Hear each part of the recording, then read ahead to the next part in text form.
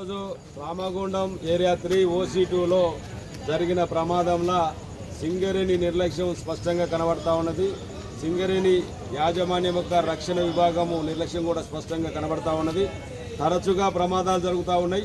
ఈరోజు జరిగిన ప్రమాదంలో వెంకటేశ్వర్లు అని చెప్పేసి ఫిట్టరు, ఇవాళ విద్యాసాగర్ అని జనరల్ మజూరు పంపు సెక్షన్కు సంబంధించింది 8 ఇంచెస్ పైప్ లైను, దానికి మధ్యలో ఉన్న రింగులు అరెస్ట్ అయినాయని చెప్పేసి లీకేజ్ అవుతుందని చెప్పేసి మరమ్మతులు కేటాయించారు.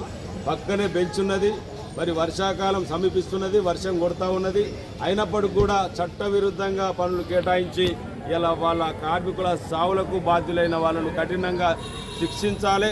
ఇవాళ DGMS ద్వారా 24 గంటలలోపు వాళ్ళను విచారణ జరిపించి అవసరమైతే క్రిమినల్ చర్యలు తీసుకోవాలని చెప్పేసి సింగరేణి కోల్ కార్మిక సంఘం డిమాండ్ చేస్తూ ఉన్నది.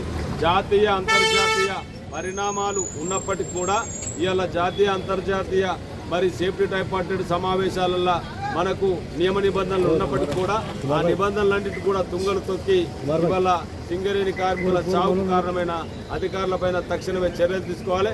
ఇలాంటి సంఘటనలు పునరావృతం కాకుండా కూడా వీళ్ళ మీద రక్షణ విభాగం మీద చర్యలు తీసుకుంటే తప్ప ఇది పరిష్కారం కాదని చెప్పేసి చెప్తా ఉన్నాం. అట్లనే ఇవాళ సింగరేణి యాజమాన్యం కానీ రక్షణ విభాగం కానీ ఉత్పాదకత పేరుతోటి ఇలా కార్మికుల చావును 1 టన్ను బొగ్గు తీయాలంటే ఒక కార్మికులు చంపుతా ఉన్నారు. వీటి నిర్లక్ష్యానికి మరి కార్మికులందరూ కూడా ఐకమత్యంతో కార్మిక సంఘాలు కూడా ముక్తంగా కంఠంతో ఖండించాలి. ఇవాళ అధికారులపైన కఠినమైన చర్యలు తీసుకునేంత వరకు సింగరేణి కోల్ కార్మిక సంఘం DMS అనేది కార్మికుల పక్షాన పోరాటం చేస్తుందని చెప్పి ఈ సందర్భంగా తెలియపడతాం. ఇలాంటి మరిన్ని తాజా వార్తల కోసం ARG న్యూస్ టీవీని సబ్స్క్రైబ్ చేయండి.